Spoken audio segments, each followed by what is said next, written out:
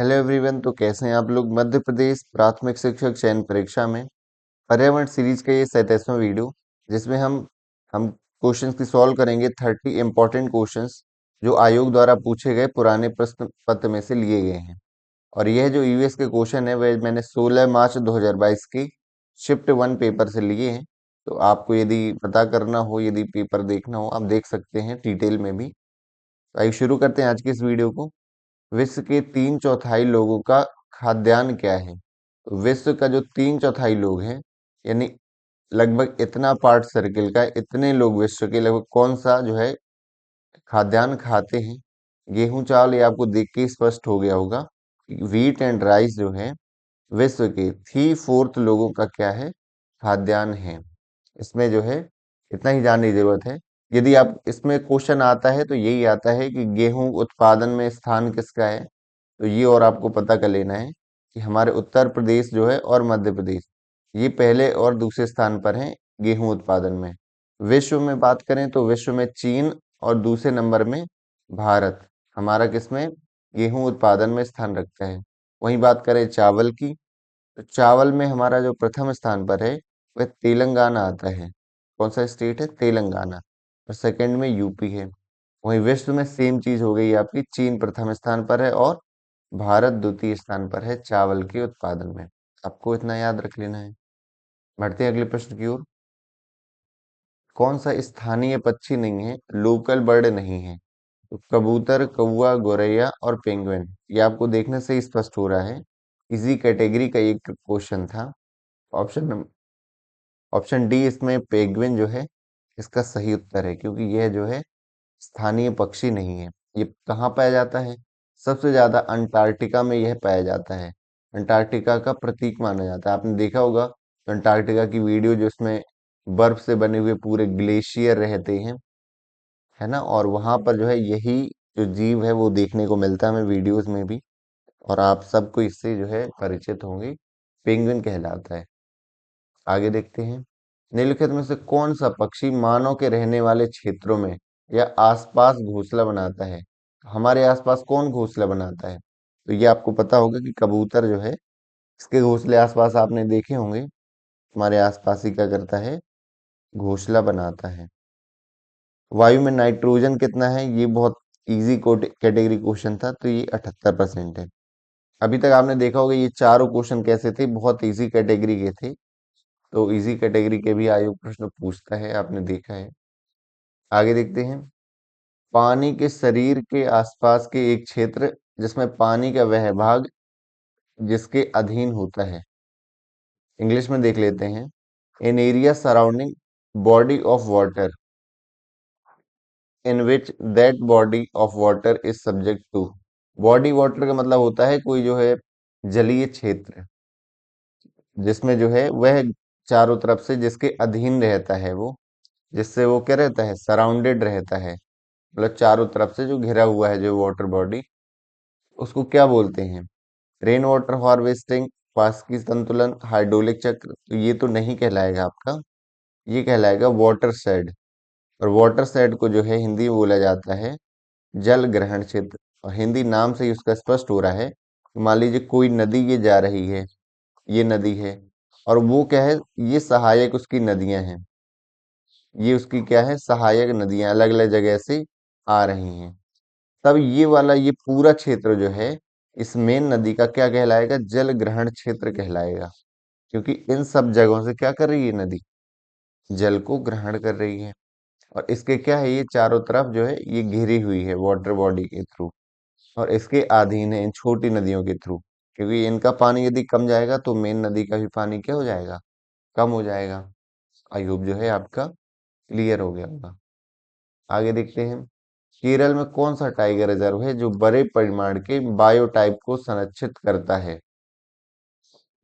तो ये इसका जो उत्तर रिसर्च करने पे अभी नहीं मिला हुआ है, काफी मैंने ढूंढा है। उत्तर जो रेड रणथंबोर केरल का जो है इसका आंसर है। इसको आप अभी याद रख सकते हैं, एज अ फैक्ट लिख सकते हैं। डिटेल अभी इसकी उतनी मिली नहीं है। हालांकि यह रणथंबोर जो केरल में है, इसमें आपका टाइगर और बहुत सारे जीवों का क्या होता है, संरक्षण होता है। टाइगर के साथ साथ जो है बाघ के साथ सांबर है, नी- नीलगाय, नीलगाय, तेंदुआ, भालू, यानी बहुत सारे जो जंगली जीव जो बड़े आकार के हैं उनका क्या होता है यहाँ संरक्षण होता है। तो आपका ये ऑप्शन इसका सही है आयोग के अनुसार। किस वर्ष में हेविया ब्रासिलियंसिस जो है भारत में पेश किया गया, केरल में लगाया गया? तो ये भी एक टफ कैटेगरी का क्वेश्चन था और ये नहीं आएगा जो है अभी जहां तक है, क्योंकि इस बार कम क्वेश्चन पेपर बनेंगे। और इसका ये मतलब है रबर के एक पौधे की प्रजाति है जो दूसरे देश से लाई गई थी। भारत में ये जो है केरल में लगाया गया था और ये 1902 में लगाया गया था। ये आपको याद रख लेना है। और हमारा केरल ही ऐसा राज्य है जो भारत में रबर का उत्पादन जो है सबसे ज्यादा करता है अन्य भारतीय राज्यों की अपेक्षा। आगे बढ़ते हैं। अरस्तु के अनुसार दोस्ती के प्रकार बताना है। अरस्तु ने जो है दोस्ती के 3 प्रकार बताए हैं। पहला प्रकार बताया है उपयोगिता के आधार पर। उपयोगिता मतलब आप एक दूसरे की जो चीजें काम में ला रहे हैं, जैसे कार का उपयोग आपने कर लिया, आप दूसरे के लिए मेडिसिन ले आए है ना, आपने अपने दोस्त को बाइक दे दी, तो ये उपयोगिता के आधार पर होगी। पैसे दे दिए आपने जरूरत में, तो ये कैसी दोस्ती हुई, उपयोगिता के आधार पर। दूसरी दोस्ती का जो प्रकार है वह है आनंद मित्रता। आनंद मित्रता का मतलब जो है आनंद और सुखद अनुभव जो है साझा करते हैं आप, एक दूसरे के साथ आनंद और सुखद अनुभव साझा करते हैं एक दूसरे के साथ, तो ये जो है आपकी आनंद मित्रता कहलाती है। तीसरी जो है ये है चरित्र। इसमें कहा है एक दूसरे के सुख दुख में काम में आते हैं आप, काम आते हैं एक दूसरे के सुख दुख में, यानी इसमें दुख भी शामिल है और सुख भी शामिल है। तो ये 3 प्रकार के प्रकार अरस्तु ने बताए हैं, तो इनको आपको याद रख लेना है। हालांकि किसी कोई ऐसा मित्र है जिसमें तीनों गुण भी हो सकते हैं, उपयोगिता भी है, आनंद भी है और चरित्र, यानी आप जो है अच्छाई बुराई और सुख दुख में काम आते हैं। ऑप्शन नंबर बी जो है करेक्ट आंसर है इसका। कौन सा विटामिन सी का स्रोत नहीं है? आलू जो है काफी विटामिन सी पाया जाता है, टमाटर अमरूद में, लेकिन एग जो है इसमें विटामिन सी नहीं पाया जाता है, तो ये इसका करेक्ट उत्तर है। हालांकि आयोग ने इसको आलू माना है, लेकिन रिसर्च करने पर इसमें आलू नहीं है। आलू टमाटर अमरूद में जो है विटामिन सी पाया जाता है, बट जो एग में है जो है विटामिन सी नहीं पाया जाता है। आगे बढ़ते हैं। कौन सा नासा का प्रायोगिक मंगल हेलीकॉप्टर है? तो ये भी टफ कैटेगरी का था हमारे स्पेस से रिलेटेड। इसका पहला ही उत्तर सही है, इनजेन्यूटी। और ये नासा का जो ये अंतरिक्ष मिशन था, मंगल मिशन था, मंगल मिशन में एक जो रोवर होता है, रोबोट भेजना पड़ता है, उस रोबोट को हेलीकॉप्टर के फॉर्म में भेजा था ताकि हेलीकॉप्टर उड़ा सके मंगल की सतह से, ताकि उन्हें ये भी पता चले कि वहां की कैसी ग्रेविटी है उसका अनुभव हो सके, और भी सारी चीजें कि आसान है वहां उड़ाना या मुश्किल है हेलीकॉप्टर। तो ये एक उनका एक प्रायोगिक मिशन था इंजेन्युटी नाम से। आगे देखते हैं। एलईओ क्या है? लो अर्थ ऑर्बिट है, जो आपकी ये पृथ्वी है, पृथ्वी की जो पहली कक्षा है आपकी, ये 200 से 2000 किलोमीटर, ये जो कक्षा है लो अर्थ ऑर्बिट या निम्न भू कक्षा कहलाती है। तो ये आपको लो अर्थ ऑर्बिट इसका जो है सही उत्तर है। आगे देखते हैं। राष्ट्रीय भौतिक प्रयोगशाला कहाँ स्थित है? तो इसका जो आपके ऑप्शन है मुंबई, कोलकाता, चेन्नई और नई दिल्ली। इसका सही उत्तर है वह है आपका नई दिल्ली में स्थित है ये भारत की राष्ट्रीय भौतिक प्रयोगशाला। और ये जो है सीएसआईआर के अंतर्गत आती है। आपको पता होगा सीएसआईआर कहलाता है वैज्ञानिक औद्योगिक अनुसंधान परिषद, वैज्ञानिक औद्योगिक अनुसंधान परिषद। और ये जो है भारत की एक प्रकार की कौन सी माप मानक प्रयोगशाला है, माप मानक प्रयोगशाला, ये भी आपको याद रख लेना है। यानी क्या करती है, माप जो है, जैसे माप तौल होता है, मेजरमेंट होता है, उसका स्टैंडर्ड जो निर्धारित होता है भारत में, वो इस नई दिल्ली में स्थित भौतिक प्रयोगशाला के द्वारा स्टैंडर्ड निर्धारित किए जाते हैं। बढ़ते हैं अगले प्रश्न की ओर।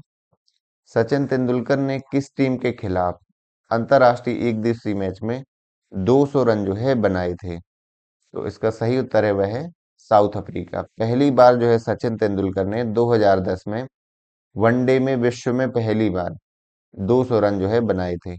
ये पहले बल्लेबाज हैं जिन्होंने किसी टीम के खिलाफ जो है अंतरराष्ट्रीय मैच में 200 रन बनाए थे। इसके बाद तो बहुत लोगों ने बनाए हैं। भारत की बात करें तो भारत में भी ऐसे 5 लोग हैं सचिन के साथ साथ। जैसे रोहित शर्मा ने 3 बार बनाए हैं 200 शतक।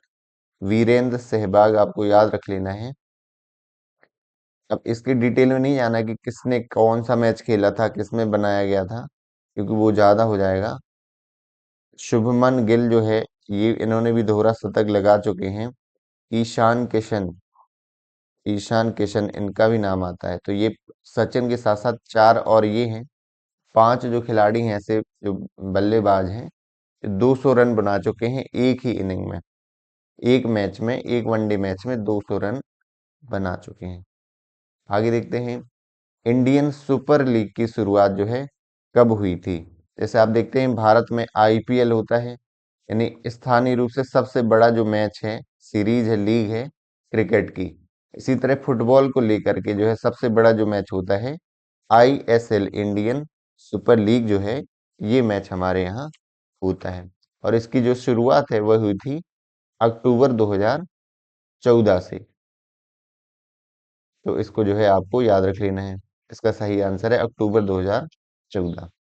आगे बढ़ते हैं, निम्नलिखित में से कौन सा खाद का लाभ है? तो खाद का मतलब यहाँ केमिकल से रिलेटेड नहीं है, खाद आपकी नेचुरल भी हो सकती है। तो ये जल धारण क्षमता बढ़ाती है मिट्टी की, और भुरभुरी बनाता है जिससे वो और अधिक उपजाऊ बन सके। तो दोनों यानी ओनली 1 एंड 2, दो ही इसमें ऑप्शन है तो ओनली लिखा हुआ है, उससे कोई दिक्कत नहीं है। ओनली 1 एंड 2 इसके आंसर जो है दोनों सही उत्तर हैं। आगे देखते हैं, निम्नलिखित में से किस फुटबॉल क्लब को द मेरिनर्स के नाम से जाना जाता है?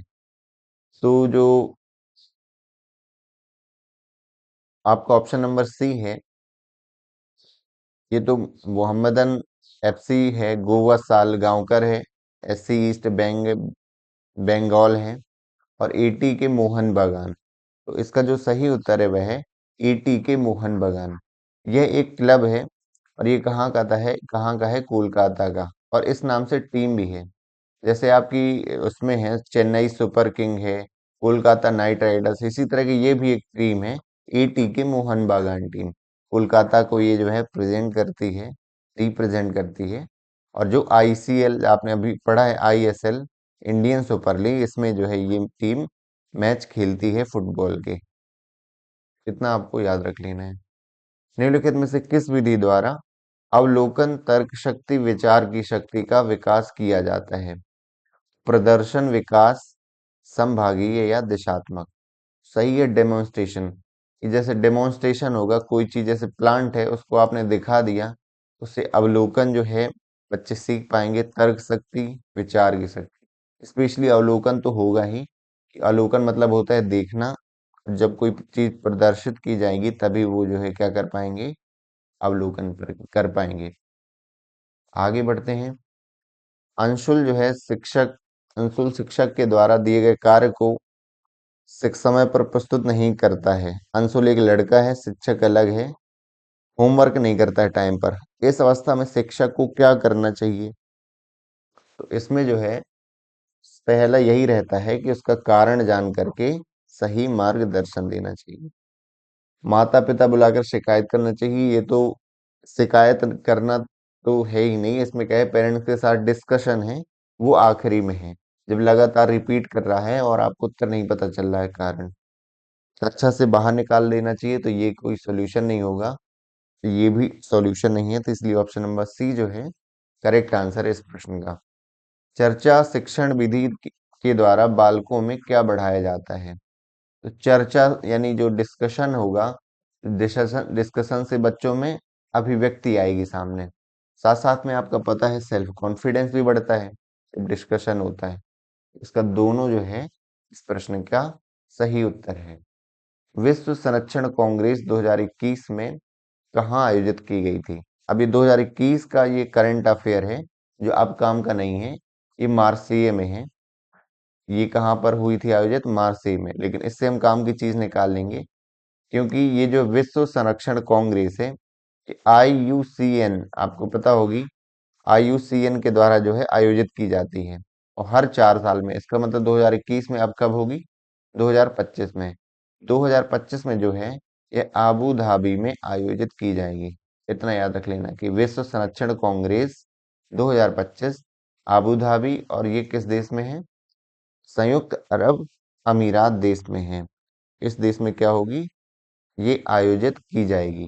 तो ये आपको याद रख लेना है। और और इसमें आपको पता है कि IUCN ही आपका रेड डेटा बुक जारी करता है। रेड डाटा बुक जो है IUCN जारी करता है।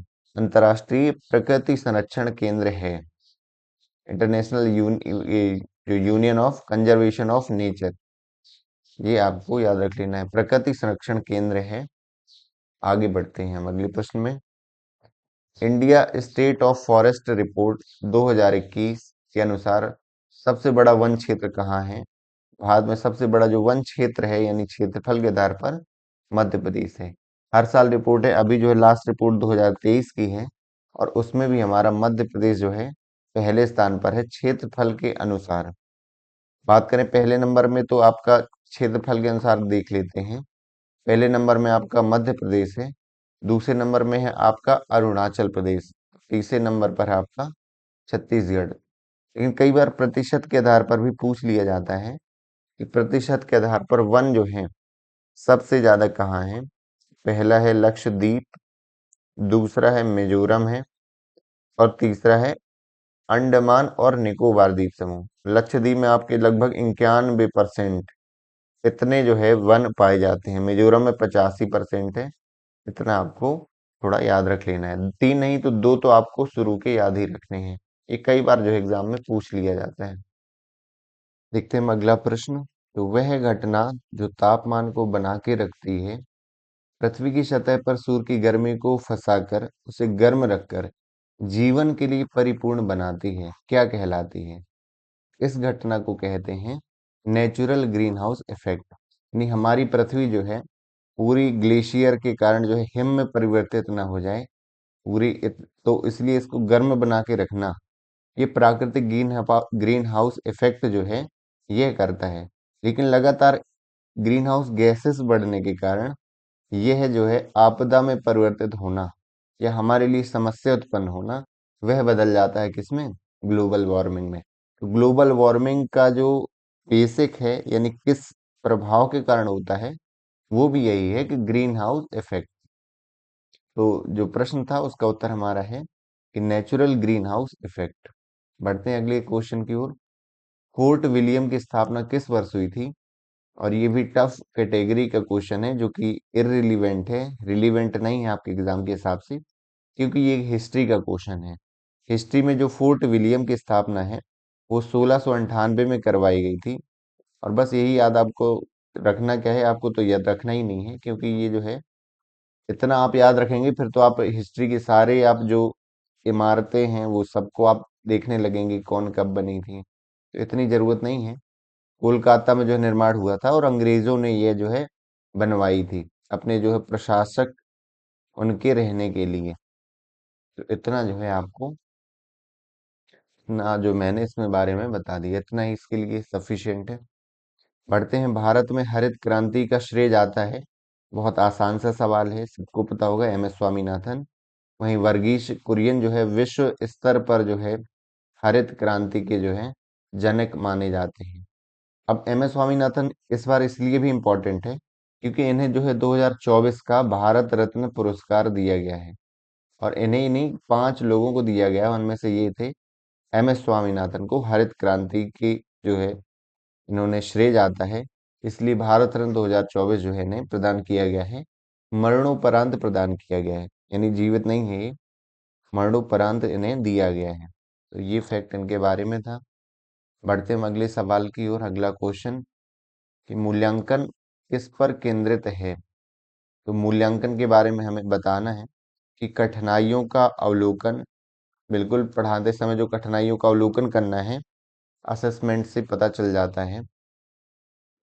बेंच मार्क के लिए स्थापित मानदंडों के खिलाफ, खिलाफ लिखा है, यानी जो हमें बेंच मार्क नहीं लगाना है बच्चों में कि ये पास है ये फेल है, इसके खिलाफ शिक्षार्थियों की सीखने की प्रगति को देखना।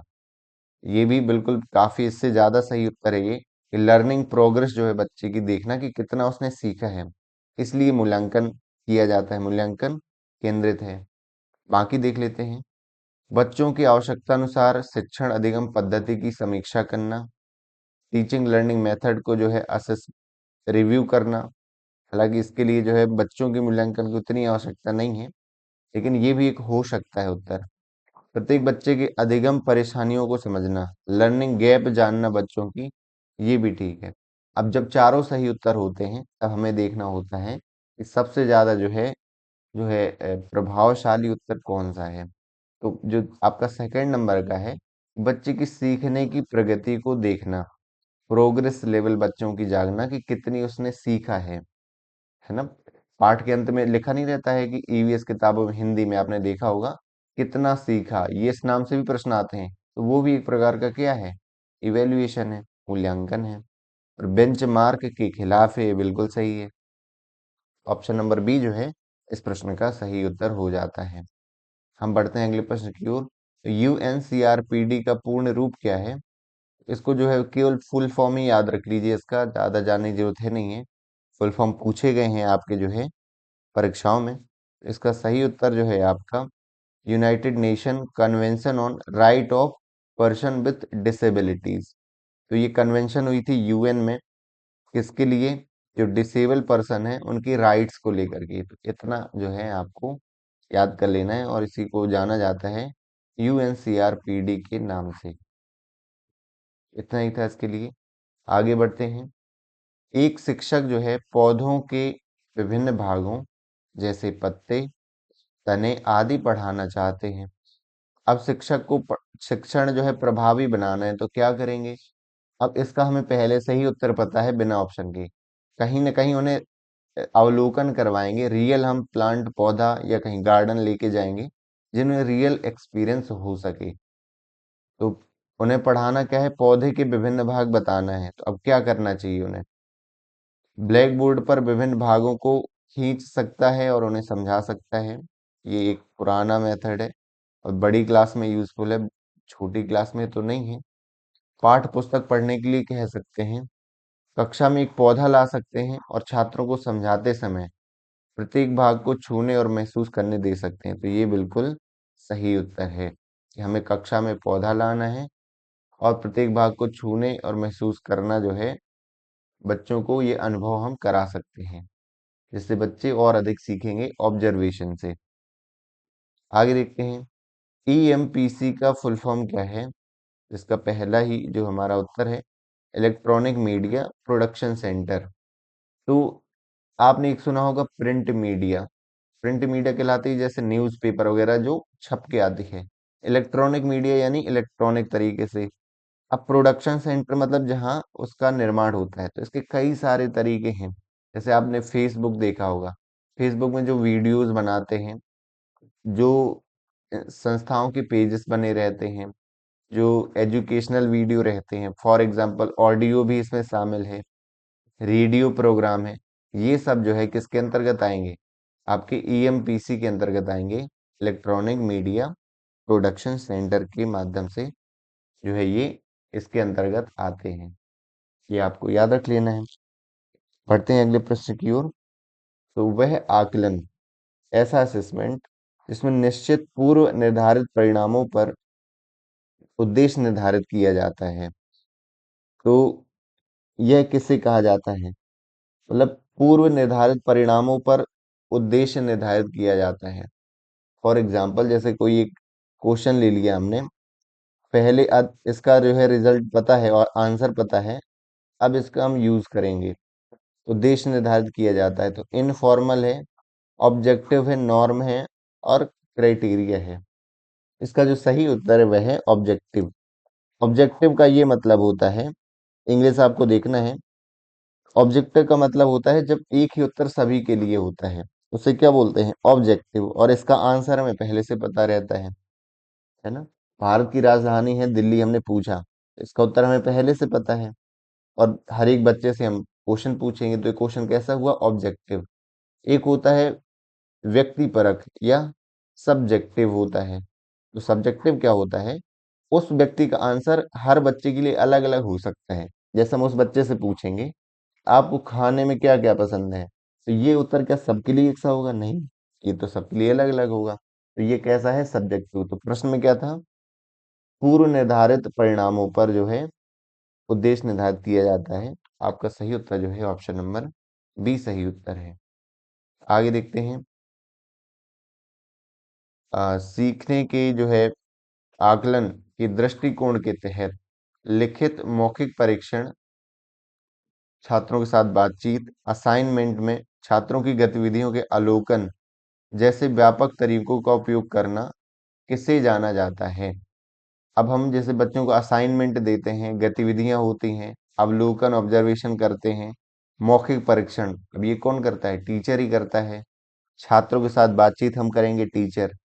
तो इसमें ऑप्शन जो है सही उत्तर क्या होगा, ये था आपके लिए आज के लिए होमवर्क। अब एक पेज में ये नहीं आ रहा है क्योंकि मुझे थोड़ा जूम करना पड़ता है ताकि आपको फ़ॉन्ट थोड़ा कैसे दिखें, बड़े दिखें। अब शायद आपको दिख रहा होगा। इसका जो है उत्तर आप जरूर आप कमेंट बॉक्स में दें ताकि आपको भी लगे कि हाँ हमारा भी इसमें क्या है, योगदान है इस लर्निंग में, ताकि एक्टिव लर्निंग हो सके। आपको पता है एक्टिव लर्निंग तो करनी ही चाहिए हमें। तो इसका उत्तर कमेंट बॉक्स में दीजिए। और अभी जो है थोड़ा सा क्वालिटी हो सकता है इसकी डाउन हो क्योंकि तबीयत थोड़ा ठीक नहीं है। इतना कोऑपरेट आप कर सकते हैं थोड़ा। Thank you for watching this video. मिलते हैं हम अगली वीडियो में।